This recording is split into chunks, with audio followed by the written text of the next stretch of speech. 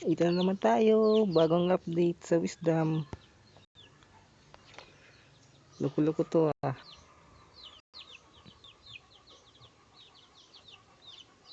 Ayan, may balance kong 16. Pero hindi ito na-withdraw eh.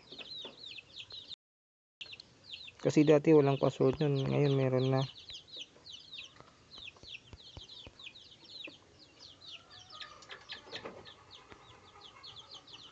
At itong Gcash na to, tingnan natin kung ito ba yung Gcash. Kasi yung isa kong account, hindi sa akin yung Gcash nakalagay doon. Iba. O, yung Gcash din dito iba. Dito sa akin. Ngayon papalitan natin.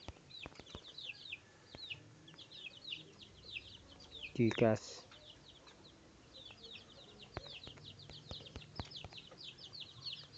Pati itong number dito sa atin eh.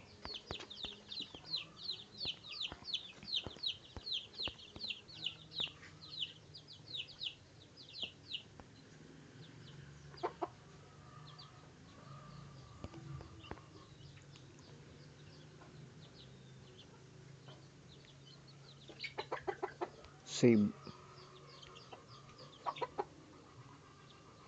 Ayan, back natin.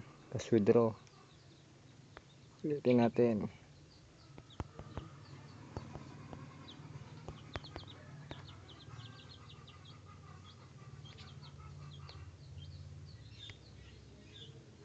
Oh, kasi dati wala tong password eh.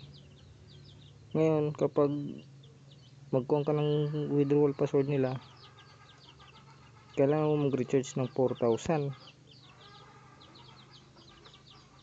bago ka bigyan ng password, bago ka rin makapag-withdraw.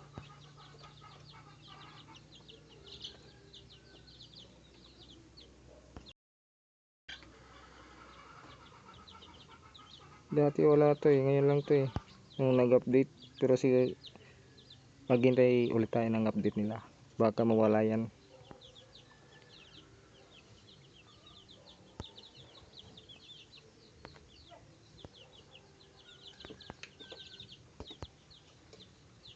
Hanggang dyan lang ha, kasi meron ako isa, pero sa kong account 50k yung malaki, kailangan i-recharge bago ma-withdraw. Pero baka mag-update pa sila, tanggalin nila yung password na yun. Yun lang muna ha, see you.